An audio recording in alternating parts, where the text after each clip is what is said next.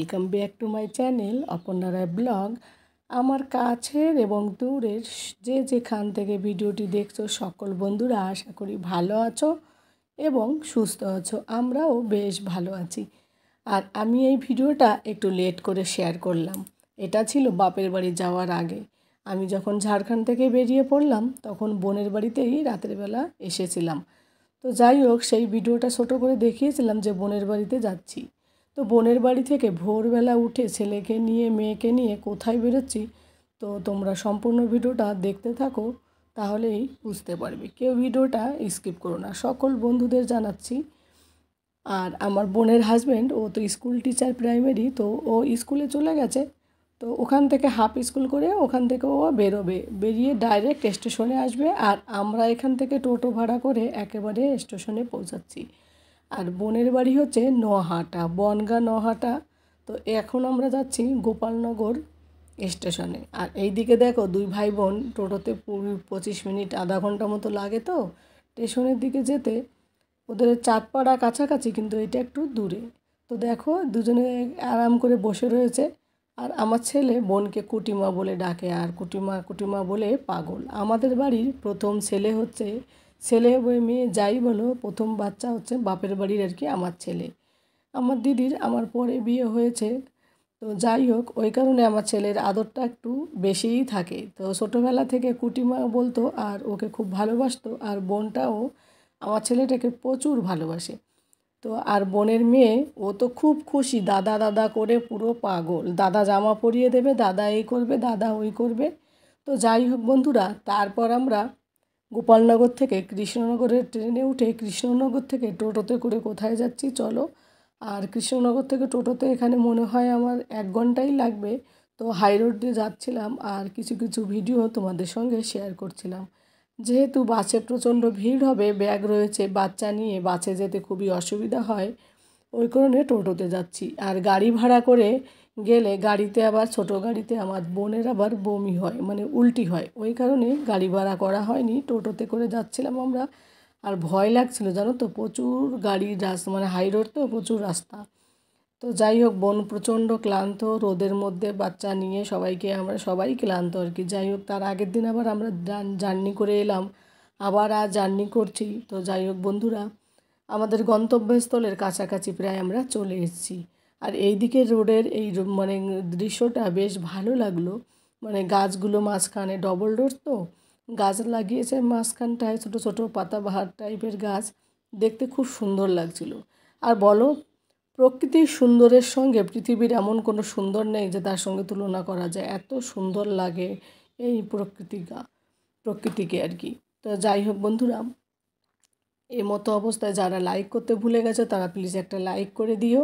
আর নতুন বন্ধুরা যদি ভিডিওটি প্রথমবার দেখো, আমার এই ভিডিওটির কোথাও কোনো অংশ তোমাদের ভালো লাগে, তাহলে আমার এই ছোট্ট চ্যানেলটিকে সাবস্ক্রাইব করে দিয়ে আমার পাশে থেকে যেও। আর পাশে থাকা বেল আইকনটি প্রেস করে দিও, তাহলে প্রতিদিন আমি যে ভিডিওগুলো দেব সেগুলো সবার আগে তোমাদের কাছে পৌঁছে যাবে। আর বন্ধুরা, কমেন্ট করে অবশ্যই জানাবে আমি যেখানে যাচ্ছি এই জায়গাটা তোমাদের কেমন লাগে। তো সকলের সঙ্গে থাকো। জানো তো, বিয়ের শুরু থেকেই আমার হাজব্যান্ড বলছিল এখানে আসবে, কিন্তু বাপের বাড়ি থেকে এই জায়গাটা মাত্র 1.5 ঘন্টার রাস্তা, বাসে করে লাগে 1.5 থেকে 2 ঘন্টা। কিন্তু আমরা এই বাইরে থাকি যেহেতু, এখান থেকে ছুটি নিয়ে, মানে 5 দিন 10 দিনে ছুটি নিয়ে হাজব্যান্ড যায় শ্বশুরবাড়িতে, তখন আর ওখানে ছুটি কাটিয়ে এইদিকে আর আসা হতো না। তো অনেক দিনের ইচ্ছাটা আজ আমাদের পূরণ হতে চলছে। তো লাস্টলি দেখো আমরা চলে এলাম। তো কোথায় চলে এলাম নিশ্চয়ই একটু বুঝতে পেরেছো থাম্বনেল দেখে, আর এখন তো আরও বেশি করে বুঝতে পেরেছো, আমরা যাচ্ছি মায়াপুর। এই মায়াপুর আমার তো ভীষণ ভালো লাগে, যদিও আমি বিয়ের আগে অনেকবার এসেছি, আমার হাজব্যান্ডও এসেছে, কিন্তু হাজব্যান্ড ওয়াইফ একবার আসতে চেয়েছিলাম, সে নতুন নতুন বিয়ের পরেই, কিন্তু আর আসা হলো না। এখন ছেলেকে নিয়ে সঙ্গে নিয়ে এলাম। আর যেহেতু দোল পূর্ণিমার সময় গিয়েছিলাম, ওই জন্য একটু রাস্তাঘাটের ভিড়ভাট্টাও বেশি ছিল। তো আমরা একটু কিছু দূর এগিয়ে হোটেল ভাড়া করব। টোটোওয়ালা বলছিল যে যেখানে ভালো হোটেল আছে সেখানেই তোমাদের চলো নিয়ে যাচ্ছি। তো দেখো মঠের কাছাকাছি চলে এলাম, লাস্টে সে হোটেলেও চলে গেলাম। তো সেই ভিডিওগুলো তোমাদের সঙ্গে হোটেলের আর আমার মানে মনে ছিল না ভিডিও ক্যাপচার করা, কারণ এতটা ক্লান্ত ছিলাম না, কি বলবো আর। তো ওই কারণে আর ভিডিও করা হয়নি। হোটেলটা খুব একটা ভালো ছিল না, 1100 টাকা করে নিয়েছিল একটা রুম। তো ভালো লাগেনি হোটেলটা, ওই জন্য আমার মনে হয় ভিডিও করতেও ইচ্ছা করেনি। তারপরে আমরা চলে এলাম খাবার হোটেলে। হোটেলের খাবারটা এত দারুণ ছিল, আমাদের ঘরের থেকে 2 মিনিটের রাস্তায় হোটেল। আর আমরা ছিলাম মন্দিরের মঠের পাশেই হোটেলে, মন্দির থেকে 2 পা এগিয়েই হোটেলটা ছিল। তো যাই হোক, হোটেলের এই খাবারটা মানে ওই হোটেলের নাম, বাকি বাইরে খাবারের হোটেলে যখন এলাম, হোটেলের এই নিরামিষটা এত দুর্দান্ত লাগলো। তো বোনের বর বলল, দিদি এখন আর মাছ মাংস খাবো না, চলো ডিম খাই। তো ডিমের অমলেট নেওয়া হলো। আর আমার ছেলে তো মাছ বলে পাগল, ও বললো আমি মাছ খাবো। আমার ছেলের জন্য কাতলা মাছ দেওয়া হলো। তো কাতলা মাছটা ছেলেটা খেলো, আর ডাল ভাত নিরামিষ আমরা খেলাম। দুর্দান্ত লাগলো জানো তো, এখানকার নিরামিষ সত্যি এত যে ভালো লাগে। হোটেলে এত সুন্দর নিরামিষ রান্না করে এই জীবনে প্রথমবারের অভিজ্ঞতা।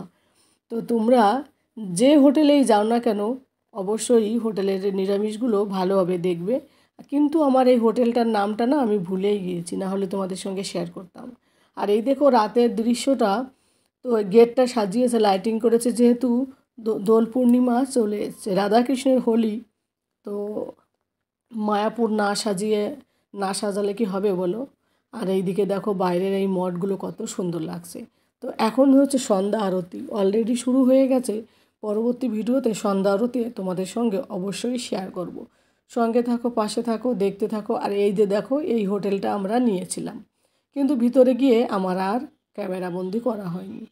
তো যাই হোক বন্ধুরা, তারপর চলে এলাম আমরা এই দেখো সন্ধ্যা আরতির ওখানটায়, সন্ধ্যা আরতি শুনতে। রাতের এই দৃশ্য, এই মায়াপুরের এই মন্দিরের লাইটিং এত ভালো লাগে। আর আমার তো মনে হয় পৃথিবীতে এমন কোনো মানুষও নেই যে যারা আমরা সনাতন ধর্মী, যে এই মন্দিরে এসে তাদের ভালো লাগে না। আর এই দিকের এই মন্দিরটা এখনও কাজ চালু রয়েছে, এখনও আমার মনে হয় 3-4 বছর লেগে যাবে। তো ওই মন্দিরটা, নতুন মন্দিরটা এখনও কমপ্লিট হয়নি। তো যাই হোক বন্ধুরা, তোমাদের যদি কখনো সময় হয় একবার অবশ্যই এই মন্দিরে এসে, মায়াপুরে এসে ঘুরে যাবে। তো ঘুরে যেও আর কি, যাবে বলছি। আর এই দিকে আমরা কাল দুপুরের জন্য মানে টিকিট কাটা হচ্ছিলো, কাল দুপুরবেলা মানে কখন দেবে এইসব জানা হচ্ছিলো। তো দেখলাম কি কি মেনু আছে, তো ওরা বললো সকালবেলা এসে টিকিট কাটতে হবে। তো যাই হোক বন্ধুরা, পরবর্তী ভিডিওতে অবশ্যই আমি তোমাদের সঙ্গে এই সন্ধ্যা আরতি শেয়ার করব। সকলে পাশে থাকো, সঙ্গে থাকো, আর দেখতে থাকো, চোখ রাখো আমার চ্যানেলটিকে।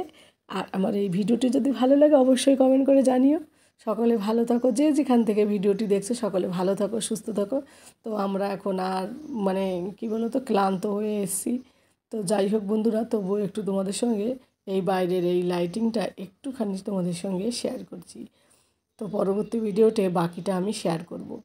আর সকলে ভালো থাকো, কমেন্ট করে অবশ্যই জানিও। হরে কৃষ্ণ।